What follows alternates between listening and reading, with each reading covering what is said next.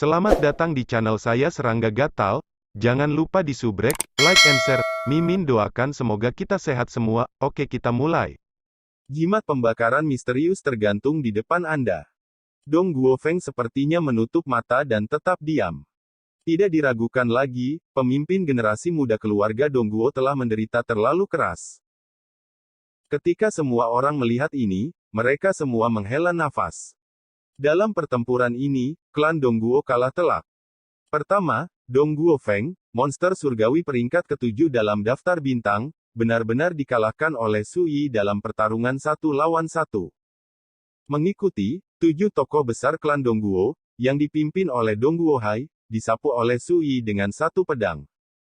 Semua orang tahu bahwa pertempuran hari ini jelas merupakan pukulan telak bagi Dongguo, salah satu dari 7 raksasa kuno.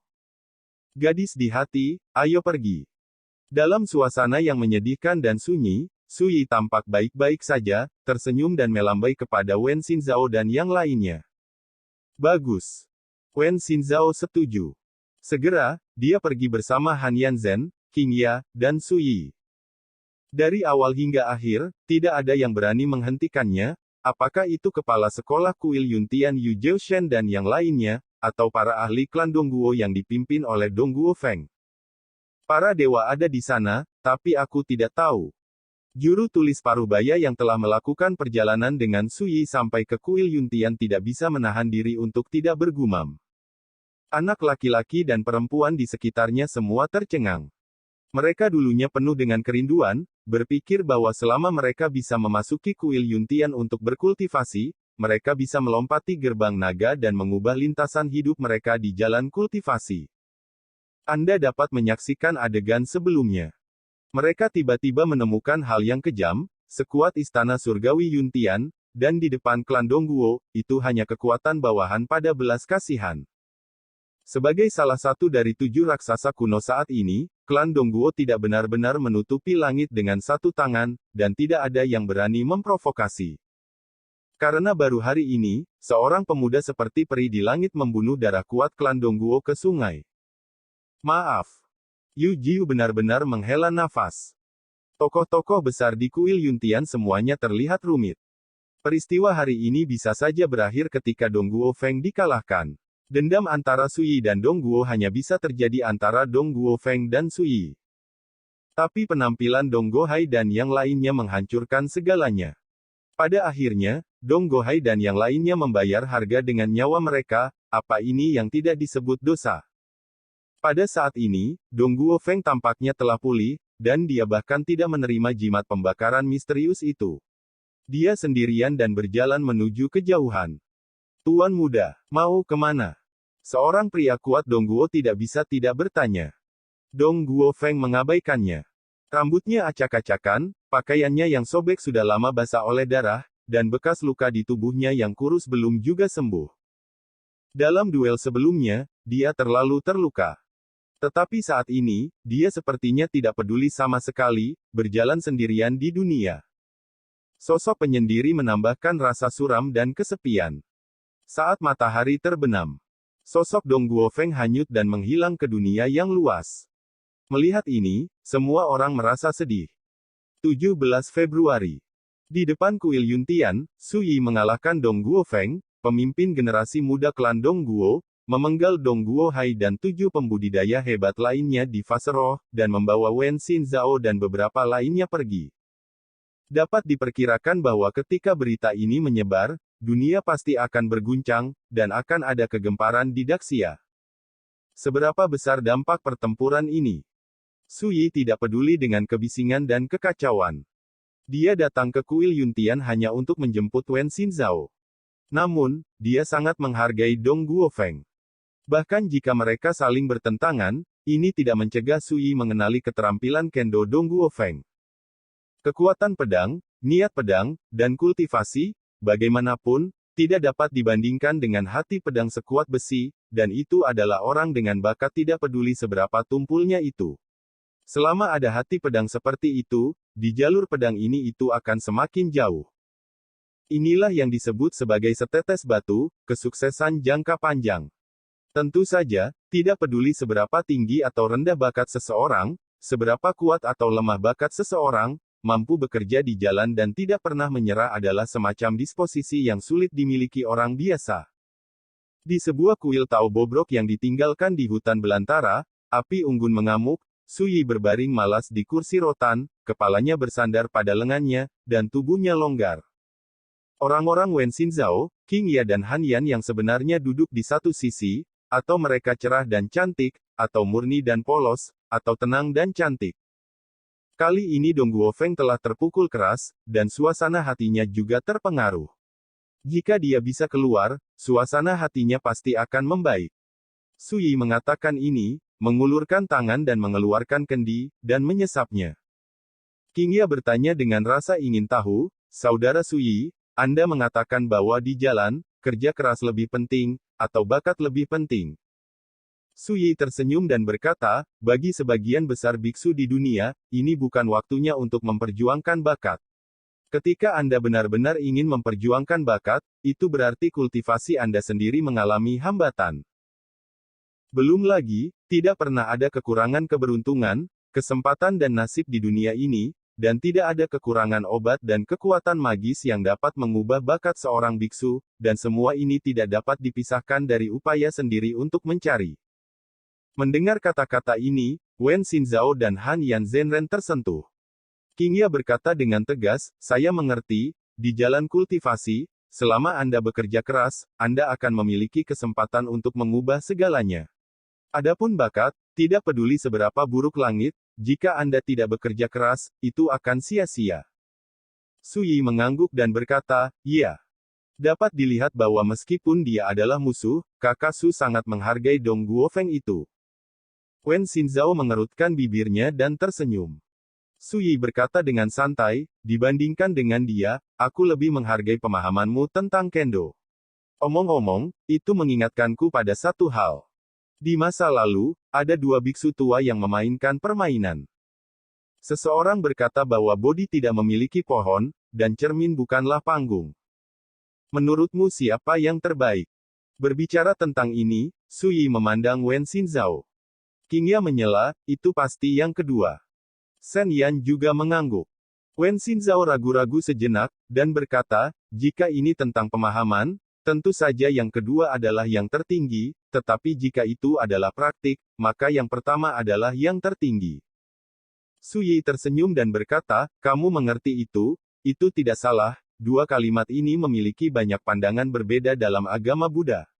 Tetapi di mata para pembudidaya pedang seperti saya, kedua kalimat ini dapat dimengerti untuk saling melengkapi, saling memuji." Wen Xinzhao dan yang lainnya bingung. Su Yi berkata, "Kalimat pertama berfokus pada penanaman dan penajaman Taoisme, dan kalimat kedua berfokus pada karakter pemahaman. Hanya dengan menyikatnya dari waktu ke waktu seseorang dapat memiliki pencerahan dan terobosan." Wen Xinzhao memikirkannya, dan berkata setelah beberapa saat, "Saya bukan seorang biksu Buddha, tetapi saya merasa bahwa kognisi saudara Su paling cocok dengan kognisi saya." Su Yi tersenyum dan berkata, "Pemahaman Anda tentang Kendo jauh lebih baik daripada Dong Guofeng, tetapi ingat untuk berlatih di masa depan, Anda harus selalu menyikat dan mengasah diri." Hanya. Wen Xinzhao terkejut, dan baru saat itulah dia menyadari bahwa Su Yi mengambil kesempatan untuk menyemangatinya. Gadis itu menatap dengan tegas dan berkata dengan lembut, "Kakak Su, yakinlah, hati akan diingat di hatimu." Api unggun mengamuk. Waktu berlalu. Su Yi telah memberitahu Wen Xinzhao bahwa mereka akan pergi ke kota Daxia Jiuding terlebih dahulu. Wen Xinzhao dan yang lainnya secara alami tidak memiliki pendapat. Namun, Wen Xinzhao sedikit khawatir tentang bagaimana menyelesaikan Hanyan Zhenren dan King Ya. Bagaimanapun, mereka bertiga telah meninggalkan Istana Ilahi Yuntian mulai hari ini, dan mereka telah menjadi pembudidaya yang tersebar tak berdaya. Wen Xinzhao memberitahu Su Yi kekhawatiran ini. Su Yi berkata sambil tersenyum, "Jangan khawatir, ketika dunia yang indah itu benar-benar datang, kekuatan dunia ini ditakdirkan untuk dirombak lagi, dan siapa yang akan tertawa terakhir, tidak ada yang tahu, dan sampai saat itu, tunggu saja dengan tenang." Wen Xinzhao mengangguk. Tiba-tiba, Su Yi mengangkat alisnya dan melihat keluar kuil Tao. Pada saat yang sama, bel samar berbunyi di malam yang dalam, merdu dan merdu, mengungkapkan suasana yang aneh dan misterius. Bagaimana lonceng ini muncul di dunia ini? Suyi tercengang, matanya penuh keheranan, seolah-olah dia tidak bisa mempercayainya. Setelah beberapa saat, dia diam-diam berdiri. Shinzao, kamu tinggal di sini dan tunggu, aku akan jalan-jalan. Berbicara, dia melangkah keluar dari kuil Tao yang bobrok ini. Malam itu seperti tinta, tanpa bintang atau bulan. Di padang gurun, sosok yang kesepian, berjalan tanpa tujuan. Gaya Dongguo. Tiba-tiba, bel merdu berbunyi di langit malam. Tubuh Dong Guofeng membeku, dan pikirannya yang awalnya bingung tiba-tiba terbangun. Dia mendongak dan menemukan dirinya berada di gunung yang sama sekali tidak dikenalnya. Saya pikir pedang saya seperti besi, dan bahkan jika dunia terbalik, itu tidak akan terguncang. Dong Guofeng menghela nafas. Dia telah menyadari betapa berbahayanya keadaan pikirannya sebelumnya. Jika bukan karena bel yang merdu, kemungkinan besar dia masih dalam kebingungan, seperti orang mati yang berjalan. Lonceng. Tunggu, dari mana asal bel di hutan belantara ini? Dong Guofeng bingung, dia melihat sekeliling, dan tiba-tiba melihat bahwa, jauh, di bawah kegelapan malam, sedikit cahaya menyala pada waktu yang tidak diketahui. Apakah itu sebuah kuil? Dong Guofeng Kiao berjalan mendekat. Ketika saya tiba, saya melihat sebuah bangunan bambu berdiri dalam kegelapan di depan sebuah gunung. Bangunan bambu hanya memiliki 2 lantai, dan hanya ada 1 lentera yang tergantung di depan atap gerbang. Langit dan bumi gelap, tetapi 1 cahaya selalu terang. Dong Guofeng mendongak. Saya melihat sebuah plakat tergantung di pintu bangunan bambu. Ini memiliki 2 karakter besar, pegadaian. Di bawah cahaya lentera oranye, kedua kata ini berkedip-kedip, menambahkan warna misterius. Bagaimana pegadaian bisa muncul sendirian di hutan belantara?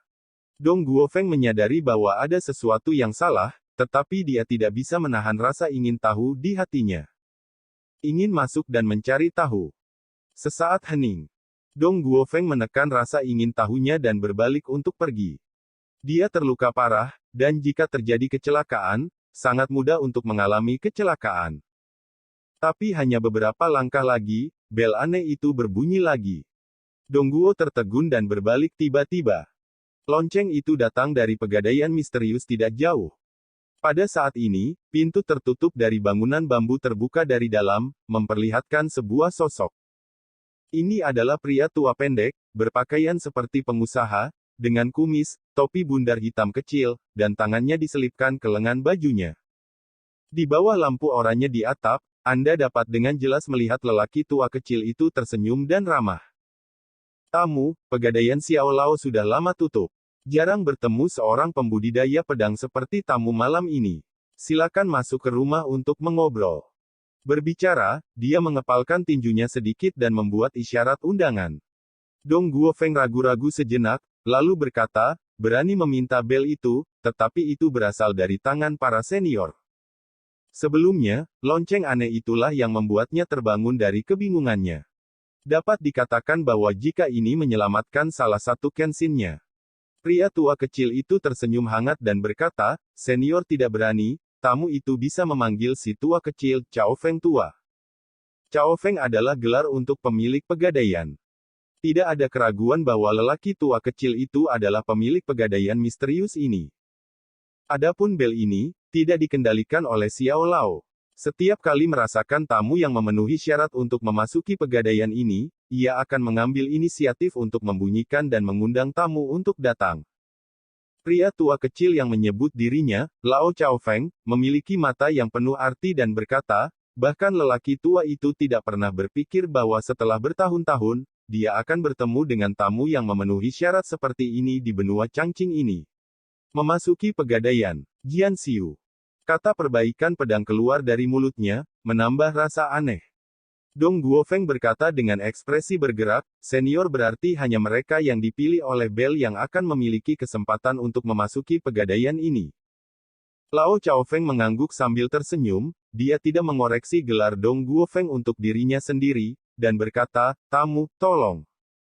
Dong Guofeng menarik napas dalam-dalam dan berjalan masuk. Lantai pertama bangunan bambu sangat luas, dengan meja di atasnya, sepasang sempoa, lampu perunggu Perang Dunia I, dan timbangan baja. Di belakang konter, ada rak yang penuh dengan barang-barang. Lampu tembaga dan lilin seperti kacang, dan cahaya dan bayangannya redup, membuat sisa pegadaian terlihat sangat gelap, seolah diselimuti kabut. Begitu Dong Guofeng masuk, dia tertarik pada pedang pada pandangan pertama. Pedang ini tergantung di sudut atas wadah, setipis sayap jangkrik, seperti air musim gugur yang jernih, dan gagang pedang diukir dengan dua karakter kecil, Ying Huo. Namun, tidak peduli seberapa keras Dong Guofeng mencoba, dia tidak bisa merasakan aura apapun dari pedang ini.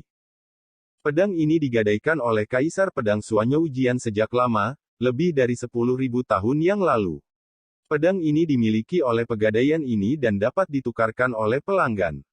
Lao Chaofeng berkata dengan lembut, namun, pedang ini terlalu ganas dan tidak cocok untuk tamu.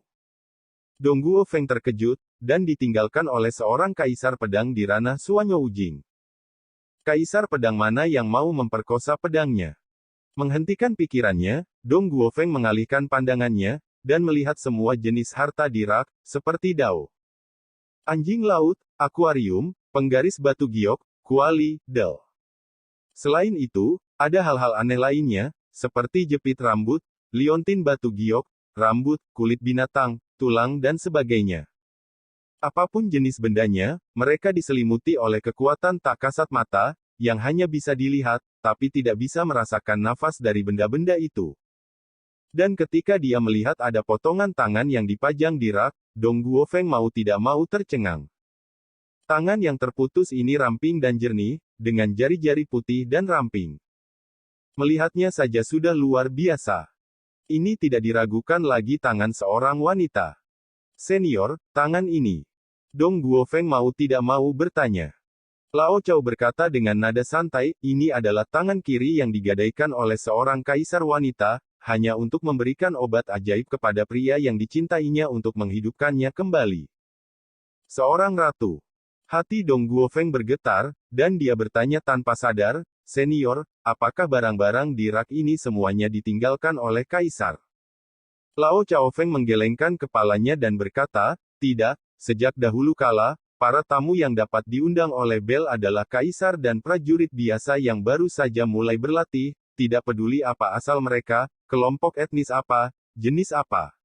Orang mereka, hantu, setan atau setan, selama mereka diundang oleh Bel, mereka semua memenuhi syarat untuk memasuki gerbang pegadaian ini.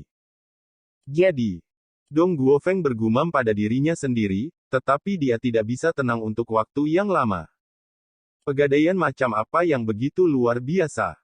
Pada saat ini, Dong Guofeng bahkan memiliki perasaan tidak nyata seperti mimpi.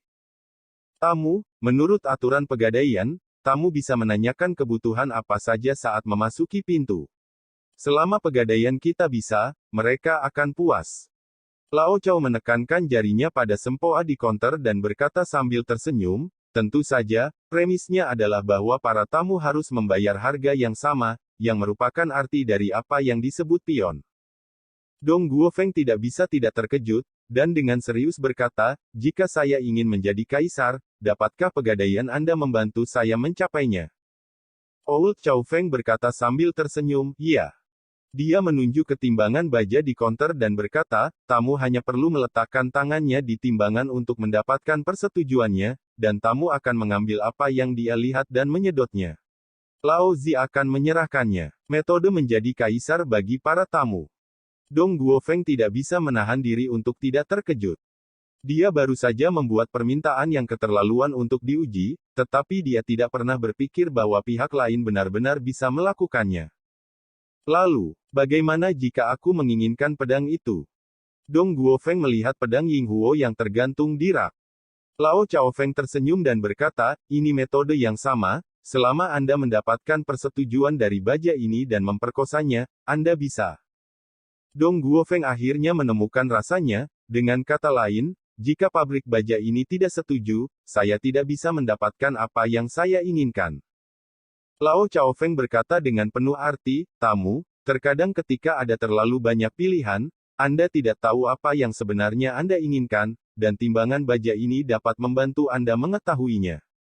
Dong Guofeng berkata dengan terkejut, benarkah?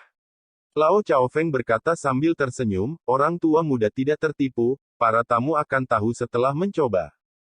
Dong Guofeng ragu-ragu sejenak, lalu menggelengkan kepalanya dan berkata, lupakan saja, saya tidak perlu di sini, jadi saya tidak perlu mencoba. Lao Chao memiliki tatapan halus di matanya dan senyum yang lebih hangat, dan berkata, masuk akal bagi para tamu untuk berjaga-jaga. Namun, menurut aturan, jika Anda memasuki toko dewa tetapi tidak berdagang, Anda akan dihukum. Murid Dong Guofeng tiba-tiba menyusut, dan berkata, senior, apakah ini berencana untuk memaksa membeli dan menjual? Hukumannya hanyalah peringatan kecil, dan itu tidak akan pernah membunuh para tamu. Dong Guofeng mengerutkan kening dan berkata, lalu bagaimana saya harus ditegur? Lao Chao Feng mengambil sempoa di meja dan berkata, tentu saja terserah. Berbicara tentang ini, dia memandang Dong Guofeng, tersenyum ramah dan berkata, tamu, kamu memiliki kultivasi tingkat rendah, dan kamu tidak tahu pegadaian, jadi kamu mungkin tidak tahu, orang seperti apa yang kamu temui sekarang. Tumpukan dapat memenuhi kreasi yang tidak terduga. Pada tahun-tahun sejak zaman kuno, ada orang-orang di kerajaan kaisar yang memiliki kemampuan untuk mencapai langit, dan mereka dapat bertukar harta favorit mereka di sini. Membayar beberapa harga timbal balik untuk ini adalah hal yang paling adil. Setelah jeda, Lao Chao berkata sambil tersenyum, tentu saja, jika tamu menolak, Xiao Lao tidak akan memaksanya. Mengatakan begitu banyak, saya hanya tidak ingin tamu kehilangan keberuntungan ini. Bagaimanapun, orang-orang yang dapat diundang oleh Bel hanya segelintir orang di dunia. Dong Guofeng terdiam untuk waktu yang lama, dan akhirnya menggelengkan kepalanya dan berkata, apa yang saya inginkan, saya akan bekerja keras untuk mendapatkannya sendiri, bukan dengan berdagang. Lao Chao tampak kasihan di matanya, mengangguk dan berkata, kalau begitu hanya bisa dihitung dengan sepasang sempoa ini, bagaimana menghukum para tamu? Hati Dong Guofeng menjadi tegang, dan seluruh orang menjadi waspada. Menabrak. Tapi saat ini, dentang. Lonceng cepat berbunyi, menyebabkan sosok pendek Lao Chao Feng bergetar. Sebelum dia bisa sadar kembali, sempoa di konter bergetar hebat. Bahkan batang dan berat timbangan baja bergetar hebat. Lao Chao Feng benar-benar berubah warna, wajahnya yang baik dan lembut berubah menjadi ekspresi marah, dan tangannya gemetar. Dong Guofeng tidak bisa menahan diri untuk tidak terkejut, apa yang terjadi. Waktu berlalu. Lao Chao Feng tampak muram dan tidak yakin, dan untuk waktu yang lama, dia mengangguk samar. Kemudian bel yang terburu-buru menghilang tanpa suara, sempoa dan timbangan baja semuanya berhenti dan kembali tenang. Pada saat ini, Lao Chao Feng tiba-tiba menarik napas dalam-dalam, mengangkat tangannya dan menunjuk ke sempoa di meja, tersenyum dan memberi selamat kepada Dong Guofeng. Tamu, selamat untukmu. Hasil dari sempoa kali ini tidak hanya akan dibebaskan hukuman dari tamu, tetapi tamu akan diberikan hadiah. Beri aku Dharma. Dong Guofeng sedikit bingung. Namun, dia sangat menyadari bahwa setelah kejadian tadi, sikap istana tua yang misterius ini terhadapnya jelas telah berubah dengan luar biasa. Ya, saya harus mengatakan, para tamu memang orang-orang dengan kekayaan yang dalam, dan kekayaan mereka makmur. Mata Lao Chao rumit, suaranya lemah, dan dia tampak sangat acuh tak acuh. Berbicara, dia mengulurkan tangan dan mengetuk panci penimbangan. Dentang. Kotak perunggu itu panjangnya 2 kaki, dan permukaannya ditutupi dengan pola dao yang padat dan aneh, memancarkan atmosfer waktu dan perubahan yang berat. Ketika dia melihat ini, sudut bibir Lao Chao Feng berkedut hebat, dan jantungnya berdarah. Pada saat ini, dia memiliki keinginan untuk menghancurkan timbangan baja dengan tamparan. Dasar bajingan, bahkan jika kamu takut pada pria bernama Su, kamu tidak bisa mengeluarkan harta ini. Sekian dulu update-annya, tunggu lanjutannya di channel saya Serangga Gatal, di subscribe ya guys. Terima kasih.